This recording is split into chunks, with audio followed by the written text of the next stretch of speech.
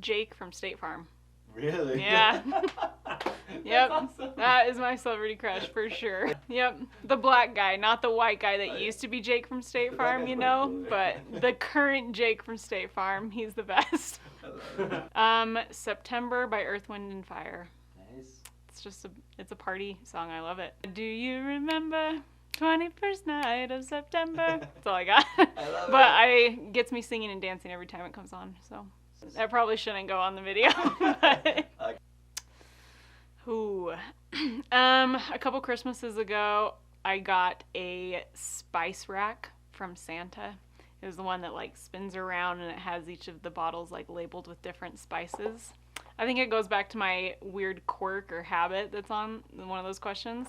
And I just like taking like fresh like basil leaves or mint leaves and like chewing on them. My roommates think I'm super weird for doing it, but I really like it. And so I really like cooking. And so when I got that spice rack from Santa one year, it was awesome. It was great. I love my great grandfather, but I don't think I could name my child Orville. I can't do it. It's like Orville Redenbacher, like the popcorn man. I couldn't do that to a kid. I think that's why he went by the nickname Red, like his whole life. He went by Red instead of Orville, which can't blame him. That's great. I don't know where you get red from. Maybe Redenbacher. Yeah, maybe. No idea. I guess he's been around Actually, for I a think he while. had red hair.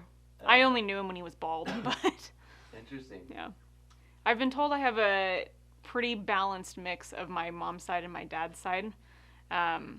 So I think I look very similar to both of my grandmothers, but it's like an even split between the two. Like... Yeah, right, just right, left, and there's two different faces here. Yeah.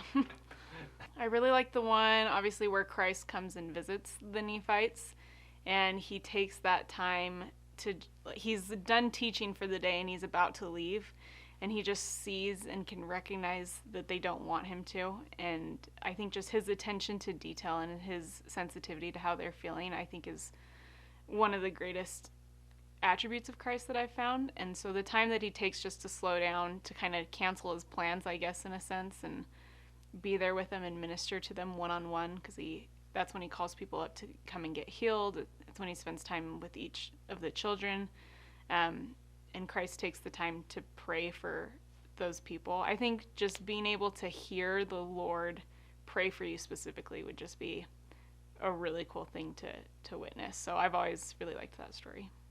I have an uncle who's very close to the Spirit. He's one of those people who often gets to see things that most other people don't.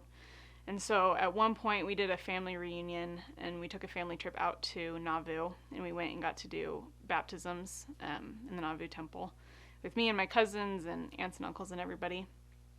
And as my uncle was baptizing and confirming each of us, along with my dad and my other uncles, he could see a line of people entering the font with us as we were there, and a line of people waiting to be confirmed. And so he could see all those people. And I think we did have some family names now that I remember, but he's just one of those people that can see that, and he's very good about sharing it with us so that we can kind of share in that moment, that we knew that there were people, that it wasn't a work that's abstract. You know what I mean? This is a real work for people who really did live here on the earth and are really waiting for those ordinances. And so those kinds of experiences just remind me that, you know, the work that we're doing is important. And even though I'm not very good at it or consistent with it, it motivates me a lot, because I know that I would want the chance to be with my family forever, and there are people up there waiting for that same chance.